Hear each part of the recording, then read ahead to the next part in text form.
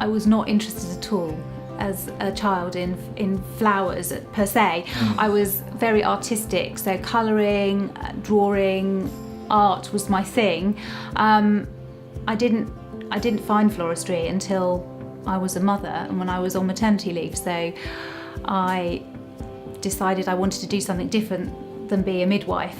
I wanted something to do at home around my children. So because I had this creative side that I hadn't tapped into as a nurse, I decided that it would be something I could perhaps have a go at.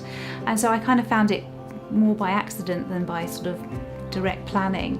So a friend introduced me to a friend who was a florist, and I just worked for her and found myself as a florist 10 years down the line.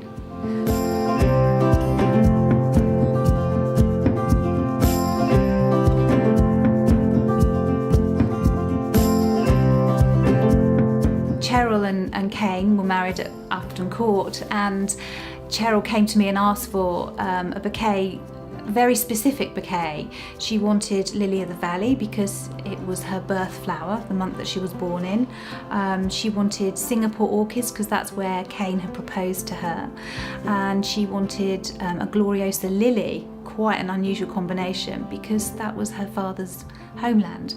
So it had such meaning to her.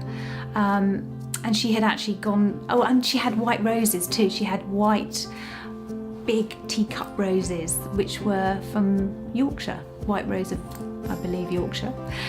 So she came to me with this whole story of, these are the flowers I want. This is how I'd like it to be, I think. What do you think, Linz? And so for me, it was lovely to put it all together and realise that, visualise that dream for her. She loved it. But it was a unique one. It wasn't necessarily a showstopper for all and sundry, but those flowers had so much meaning that I loved making it. But I knew she would love it because it had everything encapsulated in that gorgeous bouquet. Yeah.